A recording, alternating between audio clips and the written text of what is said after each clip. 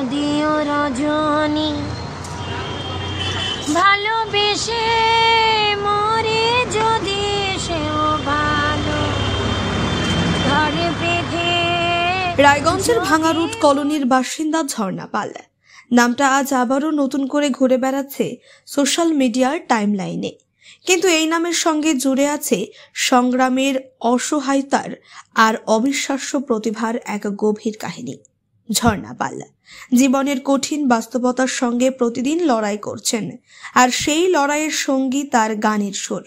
রাস্তায় ঘুরে ঘুরে গান করেন তিনি, কখনো বাজারে, কখনো মোড়ে, আবার কখনো স্টেশন চত্বরে দাঁড়িয়ে হঠাৎই গলা ছেড়ে গান ধরেন। গলায় তার ঈশ্বর প্রদত্ত সুর। সেই সুর শুনে পথ চলতি মানুষ থমকে দাঁড়িয়ে পড়ে। কেউ মোবাইল বের করে ভিডিও করে, কেউ বা শুধু কান পেতে শোনে। এই মানুষটার সংগ্রাম যেন মুহূর্তের জন্য থামাতে পারে না তার গানের মাদকতা। পোহালো তবু দিবস কেন যে এলো না এলো না। কিন্তু গানই তার একমাত্র পরিচয় নাই। প্রতিদিনের জীবন যাপনের তাগিদে ঝর্ণা আবর্জনার স্তূপ থেকে কুড়িয়ে আনেন প্লাস্টিক বোতল, কাগজ, লোহা, যা কিছু বিক্রি করে কিছু আয় হয়। সেই টাকাতেই জীবন চলে। নেই কোনো স্থায়ী ঠিকানা, নেই নিয়মিত খাবারের নিশ্চয়তা, নেই মাথা গোজার ঘর। সবকিছুর মাঝেই তিনি বাঁচতে শিখেছেন, গান গাইতে শিখেছেন। হয়তো এটাই তার জীবনের একমাত্র আলো। ঝর্ণার গল্প আজ ভাইরাল। মানুষ তাকে ভিডিও করছে, সোশ্যাল মিডিয়ায় শেয়ার করছে, প্রশংসা করছে তার সুরের। কিন্তু বাস্তবে তিনি রয়েছেন সেই একই পথে, ঝড়ে বৃষ্টিতে রোদে ঘুরে বেড়ানো এক সংগ্রামী নারী। খ্যাতি তাকে ছুঁয়ে গেলেও বদলাতে পারেনি তার জীবন। হয়তো সুযোগ, সহযোগিতা বা একটি সঠিক দিশা পেলে পরিবর্তন হতে পারত অনেক কিছুই। ঝর্ণার হৃদয় ভাঙার জীবনের কিছু কথা সামনে এনেছেন আন্না শর্মা নামের এক মহিলা। তার তোলা ভিডিওতে ধরা পড়েছে ঝর্ণার জীবনের কষ্ট, অভিমান আর আশা। সেখানে ঝর্ণা নিজের জবানিতে বলেছেন তার বেঁচে থাকার গল্প, যে গল্প শোনালে চোখ ভিজে ওঠে। রানু মণ্ডলের মতোই পথ থেকে উঠে গানের জোরে মানুষকে মুগ্ধ করেছেন ঝর্ণা পালও। একসময় যারা রানুর সুরে মোহিত হয়েছিলেন, আজ তারা ঝর্ণার গলাতেও সেই একই স্বরলিপির জাদু টের পাচ্ছেন। তবু পার্থক্য একটাই, রানু মণ্ডল পরিচিতি পেয়েছিলেন, সুরক্ষার জায়গা পেয়েছিলেন, কিন্তু ঝর্ণা পালের ভাগ্যে জুটেছে শুধু প্রশংসা, স্বীকৃতি বা সুযোগ নয়। আজও তিনি পথেই, রোদে পোড়া মুখে, পরনে জীর্ণ শাড়ি, হাতে ছেঁড়া খোড়া ব্যাগ, কিন্তু তার কণ্ঠে লুকিয়ে এক অসম সাহস। হয়তো সেই কারণেই জীবনের এত কষ্ট সত্ত্বেও তিনি হার মানেননি। আমাদের এই বিশেষ প্রতিবেদনে আমরা তুলে ধরছি সেই সংগ্রামী নারীর কণ্ঠ, যার গানে আছে বেদনার সুর, আর জীবনে আছে অসংখ্য প্রশ্নচিহ্ন। সমাজ যদি তার দিক একটু হাত বাড়িয়ে দেয়, হয়তো গানই বদলে দিতে পারে তার ভবিষ্যৎ।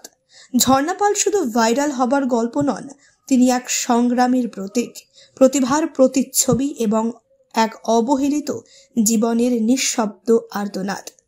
দেখুন আমাদের বিশেষ প্রতিবেদন, এক নারী, তার সুর এবং বেঁচে থাকার লড়াই।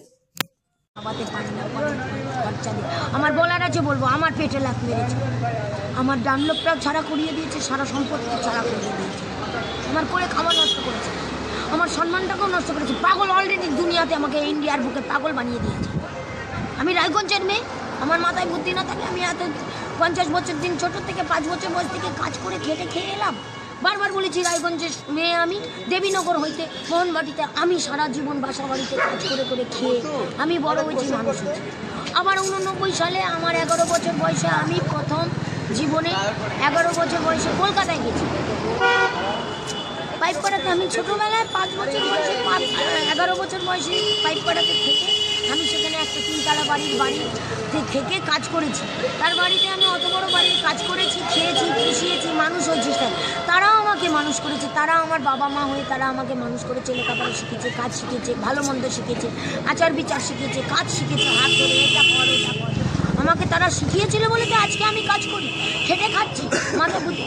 তাহলে তারা যখন আমাকে মানুষ করে, তাদের কথা আমি কি করে ছেড়ে দেবো? তাদেরকে কেন ভুলে যাবো?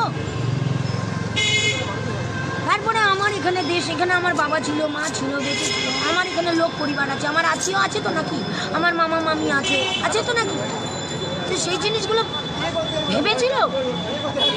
আমার মামা মামিও তো আছে, আমার জেঠু জেঠিমা আছে, কাকিমা আছে, ভাইরা আছে, আমার ভাইরাও তো আছে। আমাকে সব কিছুর থেকে ছাড়া বঞ্চিত করিয়ে দিল কী করে? আজকে আমি আমার ঘর ছাড়া, আমার জন্মস্থান বাড়ি ছাড়া হয়ে গেছি, বাড়ি বিক্রি করে ভাগ হয়ে গেছে। তাখানে আমার সেখানে চিহ্ন পরিচয় আমি দেখাতে পারছি না যে সেটা আমার জায়গা। আমি সেখানে গিয়ে এক পা দাঁড়াতে পারছি না, থাকতে খেতে পারছি না। আজকে আমার মামা মামির বাড়ি ইসলামপুরে, আমার মামার বাড়ি, আমার ইসলামপুর শহরটা গোটাটাই, ইসলামপুর শহরটা আমার মামার বাড়ির দেশ। আমার মামাদের বাড়ি, 2 মামা আছে, গোপাল মামা, নেপাল মামা।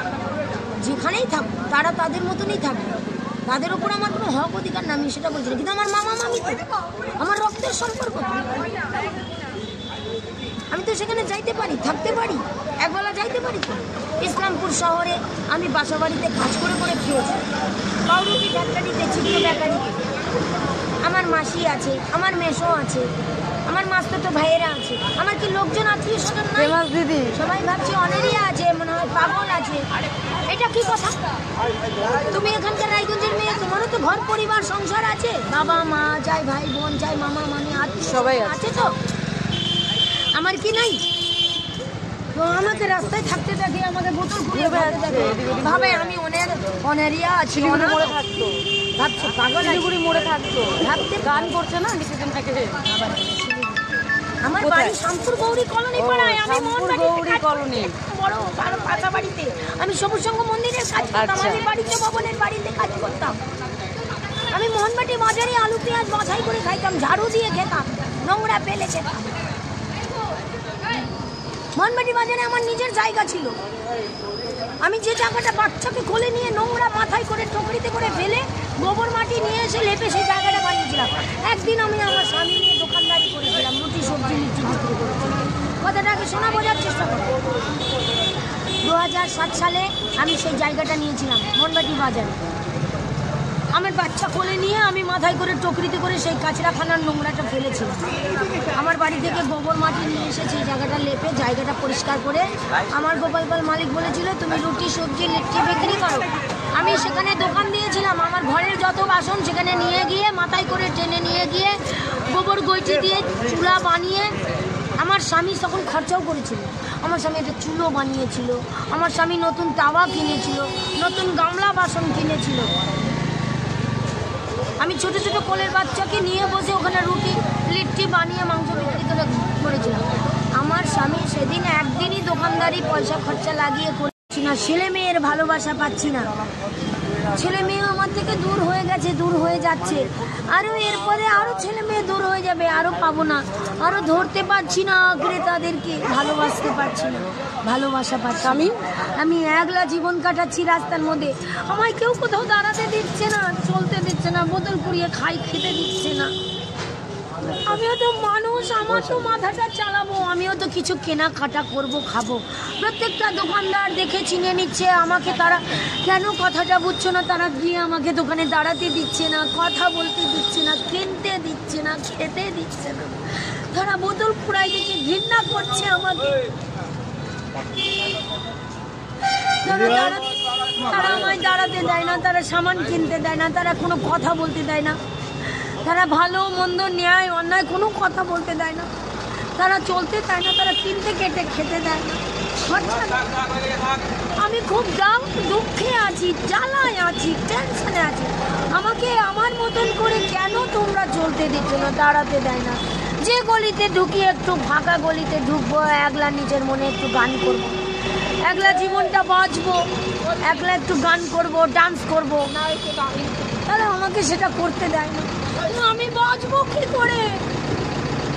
আমি ঘর ছাড়া, সংসার ছাড়া, স্বামী ছাড়া, প্রেম ছাড়া, ভালোবাসা ছাড়া আমার জীবনটা আমি কি করে বাঁচবো, চলবো, কি করে খাবো? ছেলে মেয়ে কোথায় আছে? একটা মেয়ে মরে গেছে, আরেকটা মেয়ে মরে গেছে। আমার যারা মরে গেছে তাদেরকে তো আমি সারা জন্মে খুঁজলে পাবো না। আমার ভেতরে বহুত কষ্ট আছে, জ্বালা আছে, সেটা কেন বোঝো না? খালি বলো হাসো, গল্প করো, গান করো। আমার যে ভিতরে কত দুঃখ আছে, জ্বালা আছে, সেটা তো তোমরা কেউ জানো না। বলতে নিলে সেটা শুনতে চাও না, সেখান থেকে ব্যাক করে সেই কথাগুলোকে কেটে দিয়ে তোমরা খালি গানটা দেশের কাছে দেখিয়ে দিচ্ছ। তোমার এটা আমি পৌঁছে দেবো। ওই যে দাদা নাম্বার দিয়ে গেল না, সবাই কি করে সব জানি, শিখতে পারছি আর।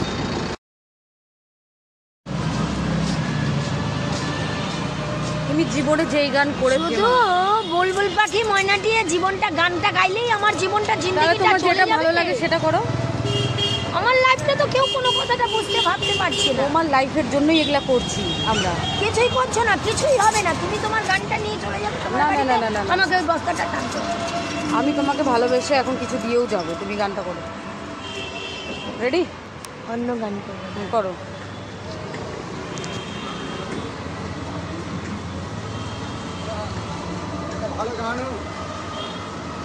এই গানটা করবো, করো।